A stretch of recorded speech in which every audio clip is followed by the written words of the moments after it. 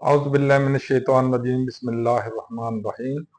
अल्लाह जल्ल शानहू दे नाम दे नाल अल्हम्दुलिल्लाहि रब्बिल आलमीन वल आक़िबतुल मुत्तकीन अस्सलातु वस्सलामु अला रसूलिहिल करीम। दोस्तों अस्सलामु अलैकुम। डॉक्टर नसीर कालम हाजिर CNP न्यूज़ तो।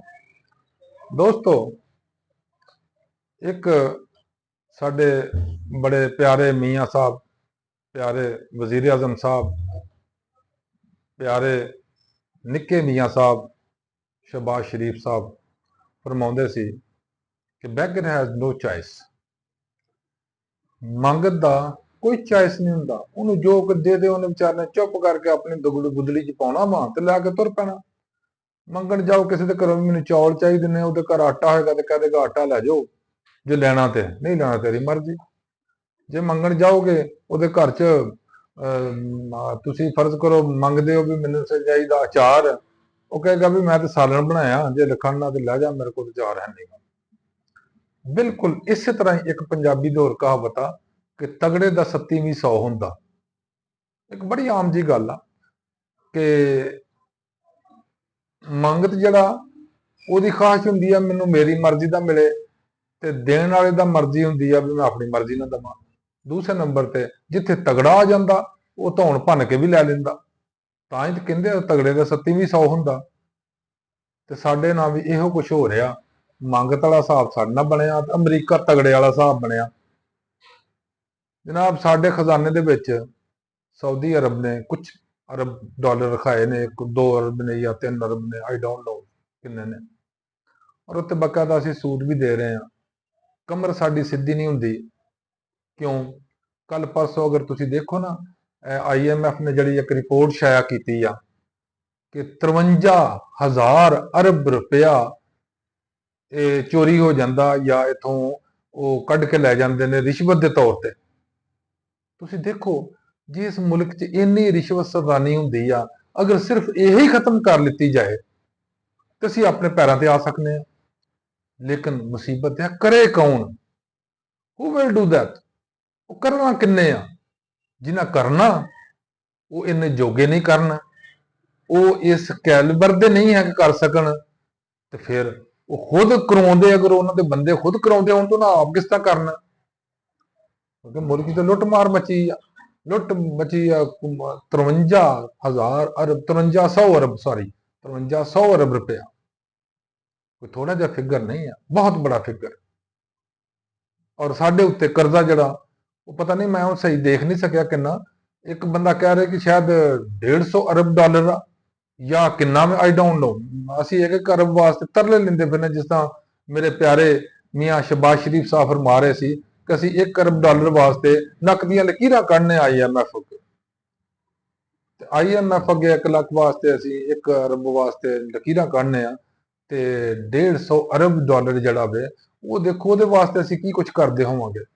और यही वजह कि साडे ना पासपोर्ट की अहमियत, ना साडे कार्ड की अहमियत, ना साडी ट्रैवलिंग की अहमियत, ना साडे सिटीजन की अहमियत।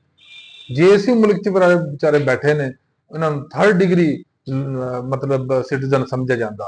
साडे पासपोर्ट आखिरी चौथे 5वें नंबर ते आउंदा। लेकिन अगर साडी स्ट्रेंथ, साडी इकोनॉमी, साडे ईमान, साडे जुर्रत और साडे च दीनदारी होवे, ईमानदारी होवे, और असी जो साडे असलाफ जिस तरह के सन, साडे जो सहाबा इकराम सन, साडे जो बुजुर्गां ने दीन सन जो गुजरे ने हुण तक, अगर साडे च उन्हां दे कोल 10% भी उन्हां वर्गियां खसूसियात हुंदियां तो असीं कदी भी यूरोप के अगे, अमरीका अगे, IMF अगे, वर्ल्ड बैंक अगे, फलाने अरब फलाने बैंक अगे कदी तरले ना लेंदे। लेकिन तरले क्यों लेने आ कि साडे हुक्मरान करप्शन च मास्टर और आवाम उन्हां दी नकल करदे हां, मास्टर टू मास्टर। इस वास्ते साडे मुल्क च ऐसी नहुसत फैली आ कि इत्थे लोगां नूं खाण नूं रोटी नहीं मिलदी, जिमींदारां दा कबाड़ा कर छड्डिया इन्हां ने। उस तो इलावा बाकी भी जिन्ने मसाइल ने इन्हूं इकट्ठे कर लो। हुण दूसरी साइड चलने आ कि MBS साहब मोहम्मद बिन सुलेमान गए अमरीका, अमरीका सदर की दावत ते। उत्थे जनाब इन्हां दी कन्वरसेशन पहले किते हुंदी रही आ ਇਹਨਾਂ ਕਿਹਾ ਸੀ ਕਿ ਮੈਂ 300 ਅਰਬ ਡਾਲਰ ਦੀ ਨਾ ਇਨਵੈਸਟਮੈਂਟ ਕਰਾਂਗਾ ਆ ਕੇ। ਉਹਨੇ ਕਿਹਾ ਨਹੀਂ ਨਹੀਂ, ਇੰਨੀ ਨਹੀਂ ਕਰਨੀ, ਬਹੁਤੀ ਕਰਨੀ ਆ ਜਨਾਬ। 600 ਅਰਬ ਡਾਲਰ ਦੀ ਹੋ ਗਈ। ਮੈਂ 600 ਅਰਬ ਡਾਲਰ ਦੀ ਗੱਲ ਕਰ ਰਿਹਾ। ਅਸੀਂ 150 ਅਰਬ ਡਾਲਰ ਵਾਸਤੇ ਮਕਰੂਜ਼ ਹੋਏ ਆ, ਔਰ ਸਾਡਾ ਹਰ ਬੰਦਾ, ਹਰ ਪੈਦਾ ਹੋਣ ਵਾਲਾ ਬੱਚਾ ਵੀ 3 ਲੱਖ ਰੁਪਏ ਦਾ ਮਕਰੂਜ਼ ਆ ਪੈਦਾ ਹੁੰਦਾ। ਤੇ ਉਹ ਜਨਾਬ ਕਹਿਣ ਡਿਆ ਕਿ ਅਸੀਂ 600 ਅਰਬ ਡਾਲਰ ਦੀ ਇਨਵੈਸਟਮੈਂਟ ਕਰਨੀ ਆ। ਤੇ ਵੱਡਾ ਜਿਹੜਾ ਬਾਬਾ ਵਾ ਟਰੰਪ ਸਾਹਿਬ ਆ, ਉਹਨੇ ਕਿਹਾ ਨਾ ਨਾ, 600 ਅਰਬ ਡਾਲਰ ਕਿਹੜੀ ਅਮਾਊਂਟ ਆ, ਤੁਸੀਂ ਆਓ ਨਾ ਬੈਠ ਕੇ ਗੱਲ ਕਰਨੇ ਆ। ਆਏ ਤੇ ਉੱਥੇ ਬੈਠੇ, ਜਨਾਬ ਖਾਣਾ ਖਿਲਾਇਆ ਜਿਸ ਤਰ੍ਹਾਂ ਸਾਡਿਆਂ ਨੂੰ ਖਿਲਾਇਆ ਸੀ, ਤੇ ਸਭ ਕੁਝ ਉੱਥੇ ਲਿਖ ਕੇ ਦੇ ਆਏ ਨੇ। ਇਸ ਤਰ੍ਹਾਂ ਉਹਨੂੰ ਖਾਣਾ ਖਿਲਾਇਆ ਐਮਬੀ ਸਾਹਿਬ ਨੂੰ, ਐਮਬੀਐਸ ਸਾਹਿਬ ਨੂੰ। ਉੱਥੇ ਜਨਾਬ ਸ਼ੁਨੀਦ ਇਹ ਆ ਕਿ ਉਹਨਾਂ ਨੇ ਕਿਹਾ ਕਿ ਮੈਂ 100 ਅਰਬ ਡਾਲਰ ਤੱਕ ਇਨਵੈਸਟਮੈਂਟ ਕਰਨ ਨੂੰ ਵੀ ਕੋਸ਼ਿਸ਼ ਕਰਾਂਗਾ ਕਿ ਹੋ ਜਾਏ ਮੁਆਹਦਾ।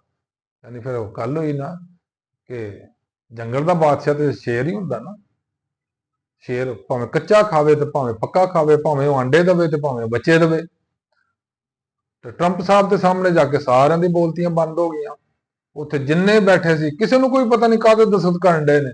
ਔਰ ਮਾਸ਼ਾਅੱਲਾ ਜਦੋਂ ਯੂਐਨ ਚ ਵੋਟਿੰਗ ਹੋਈ ਆ ਤੇ ਸਾਡੇ ਦੌੜ ਕੇ ਬਿਆਨ ਦਿੱਤਾ ਕਿ ਅਸੀਂ ਜੀ ਇਤਫਾਕ ਕਰਨੇ ਉਹਦੇ ਨਾਲ, ਟਰੰਪ ਸਾਹਿਬ ਨਾਲ। ਹੋਇਆ ਕੀ, ਉਹਦਾ ਨਤੀਜਾ ਕੀ ਨਿਕਲਿਆ?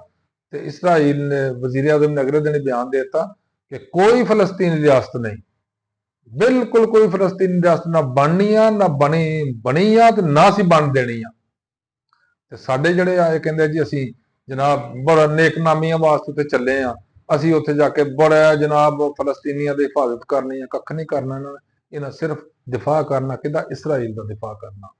ਔਰ ਉਸ ਤੋਂ ਬਾਅਦ ਅੱਗੇ ਆ ਗਿਆ ਇਬਰਾਹਿਮ ਅਕਾਰਡ, ਉਹ ਸ਼ਾਇਦ ਇਹਨਾਂ ਦਸਤਖਤ ਕਰ ਦੇਣਗੇ ਜਾਂ ਕਰ ਦਿੱਤੇ ਹੋਣਗੇ ਜਾਂ ਹੋ ਜਾਏਗਾ ਇਦਾਂ, ਕਿਉਂਕਿ ਸਾਰੇ ਮੂੰਹ ਵੱਲ ਦੇਖਣ ਡਏ ਨੇ ਸਾਊਦੀ ਅਰਬ ਦੇ। ਸਾਊਦੀ ਅਰਬ ਥੋੜਾ ਜਿਹਾ ਅੜਿਆ ਸੀ ਕਿ ਫਲਸਤੀਨ ਰਿਆਸਤ ਦਾ ਕਜ਼ੀਆ ਮੁੱਕੇਗਾ ਤੇ ਫਿਰ ਅਸੀਂ ਉੱਤੇ ਦਸਤਖਤ ਕਰਾਂਗੇ। ਲੇਕਿਨ ਅਗਰ 100 ਅਰਬ ਡਾਲਰ ਨਹੀਂ, ਸੌਰੀ 1000 ਅਰਬ ਡਾਲਰ, 100 ਅਰਬ ਨਹੀਂ 1000 ਅਰਬ ਡਾਲਰ ਅਗਰ ਉਹ ਦੇ ਸਕਦਾ ਵੇ ਸਾਡਾ ਸ਼ਹਿਜ਼ਾਦਾ ਨੂੰ, ਟਰੰਪ ਨੂੰ, ਤੇ ਉਹਦੇ ਵਾਸਤੇ 150 ਅਰਬ ਕਿਹੜੀ ਅਮਾਉਂਟ ਸੀ। ਅਗਰ ਅਸੀਂ ਉਂਝ ਕਹਿੰਦੇ ਆ ਕਿ ਚੀਨ ਔਰ ਸਾਡਾ ਸਾਊਦੀ ਅਰਬ ਅਸਿਆ ਦੀ ਗਹਿਰਾਈ, ਸਮੁੰਦਰਾਂ ਤੋਂ ਡੂੰਗੀ ਦੋਸਤੀ, ਸ਼ਹਿਦ ਤੋਂ ਮਿੱਠੀ ਦੋਸਤੀ, ਹਿਮਾਲਿਆ ਤੋਂ ਉੱਚੀ ਦੋਸਤੀ, ਲੇਕਿਨ ਅਸੀਂ ਦੋਨਾਂ ਦੇ ਪੈਸੇ ਜਿਹੜੇ ਲਏ ਆ ਆਪਣੇ ਸਿਰਫ ਬੈਂਕ ਸ਼ੋਅ ਕਰਨ ਵਾਸਤੇ, ਬੈਲੈਂਸ ਸ਼ੋਅ ਕਰਨ ਵਾਸਤੇ, ਉੱਤੇ ਵੀ ਅਸੀਂ ਕਰਜ਼ਾ ਦੇ ਰਹੇ ਹਾਂ, ਉੱਤੇ ਵੀ ਸੂਦ ਦੇ ਰਹੇ ਹਾਂ। ਔਰ ਸਾਡੇ ਕੋਲ ਸੂਦ ਦੇਣ ਦੇ ਪੈਸੇ ਨਹੀਂ ਹੈ, ਔਰ ਸੂਦ ਵਾਸਤੇ ਅਸੀਂ ਫਿਰ ਕਰਜ਼ਾ ਲੈਣ ਡਏ ਹਾਂ। ਅਗਰ ਇਹੀ ਸਾਊਦੀ ਅਰਬ ਸਾਹਿਬ ਸਾਨੂੰ ਖਰਾਬ ਚ ਕਰ ਦਿੰਦਾ 150 ਅਰਬ ਡਾਲਰ, ਉੱਥੇ ਜੋ ਦੇਣ ਡਿਆ ਵਾ 1000 ਅਰਬ ਡਾਲਰ, ਤੇ 850 ਉੱਥੇ ਦੇ ਦਿੰਦਾ, 150 ਸਾਡਾ ਛਡਾ ਦਿੰਦਾ, ਤੇ ਕਿਹੜੀ ਗੱਲ ਸੀ ਉਹਦੇ ਵਾਸਤੇ? ਕਮ ਸੇ ਕਮ ਅਸੀਂ ਤੇ ਇਹਨਾਂ ਦੇ ਸ਼ਿਕੰਜੇ ਚੋਂ ਨਿਕਲ ਜਾਂਦੇ, ਕਮ ਸੇ ਕਮ ਸਾਡੀ ਕੌਮ ਤੇ ਬੱਚਤ ਚ ਨਿਕਲਦੀ, ਕਮ ਸੇ ਕਮ ਅਸੀਂ ਥੋੜਾ ਜਿਹਾ, ਅਗਰਚੇ ਉਮੀਦ ਨਹੀਂ ਇਹਨਾਂ ਹੁਕਮਰਾਨਾਂ ਤੋਂ ਕਿ ਬਾਹ ਖੜੀ ਕਰਕੇ ਗਰਦਨ ਤਨ ਕੇ ਤੇ ਜਵਾਬ ਦੇਣਗੇ ਟਰੰਪ ਨੂੰ ਜਾਂ ਯੂਰਪੀਅਨ ਨੂੰ, ਲੇਕਿਨ ਸ਼ਾਇਦ ਕੋਈ ਅੱਲਾ ਦਾ ਬੰਦਾ ਐਸਾ ਆ ਜਾਂਦਾ ਕਿ ਜਵਾਬ ਦੇਣ ਜੋਗਾ ਹੁੰਦਾ। ਲੇਕਿਨ ਲੱਗਦਾ ਨਹੀਂ ਇਹਨਾਂ ਦੇ ਹੱਥੋਂ, ਕਿਉਂਕਿ ਇਹ ਇਸ ਕਾਬਲ ਨਹੀਂ ਹੈ ਕਿ ਇਹ ਅੱਖ ਪਾ ਕੇ ਜਵਾਬ ਦੇ ਸਕਣ। ਜਿਸ ਤਰ੍ਹਾਂ ਕਿ ਇੱਕ ਵਜ਼ੀਰ ਆਜ਼ਮ ਸਾਡੇ ਨੇ ਟਰੰਪ ਨੂੰ ਹੀ ਜਵਾਬ ਦਿੱਤਾ ਸੀ ਤੇ ਮੁੜ ਕੇ ਟਰੰਪ ਦੀ ਬੋਲਤੀ ਬੰਦ ਹੋਈ ਸੀ। ਔਰ ਇਹ ਕਹਿੰਦੇ ਹੁੰਦੇ ਸੀ ਕਿ ਦੇਖੋ ਜੀ ਇਮਰਾਨ ਖਾਨ ਐਉਂ ਬੈਠਾ ਜਿਸ ਤਰ੍ਹਾਂ ਕਰਜ਼ਾ ਅਮਰੀਕਾ ਸਾਡੇ ਕੋਲ ਮੰਗਣ ਵਾਸਤੇ ਆਇਆ, ਟਰੰਪ ਕਰਜ਼ਾ ਮੰਗਣ ਆਇਆ, ਇਸ ਤਰ੍ਹਾਂ ਉਹਦੇ ਸਾਹਮਣੇ ਆਕੜ ਕੇ ਬੈਠਾ ਸੀ। ਇਹ ਉਹਨਾਂ ਕੌਮਾਂ ਜਾਂ ਉਹਨਾਂ ਮੁਲਕਾਂ ਦੇ ਸਰਬਰਾਹ ਇਸ ਤਰ੍ਹਾਂ ਆਪਣੇ ਜੁਰਅਤ ਨਾਲ ਬੈਠਦੇ ਨੇ ਜਿਨ੍ਹਾਂ ਦੇ ਅੰਦਰ ਈਮਾਨ ਹੁੰਦਾ, ਇਮਾਨਦਾਰੀ ਹੁੰਦੀ ਆ, ਔਰ ਮੁਹਿੱਬੇ ਵਤਨੀ ਹੁੰਦੀ ਆ। ਹਰ ਇੱਕ ਇਸ ਤਰ੍ਹਾਂ ਨਾਲ ਬੈਠ ਸਕਦਾ ਔਰ ਨਾ ਗੱਲ ਸਕਦਾ। ਅੱਲਾਹ ਹਾਫਿਜ਼, ਅਸਲਾਮ ਅਲੈਕੁਮ।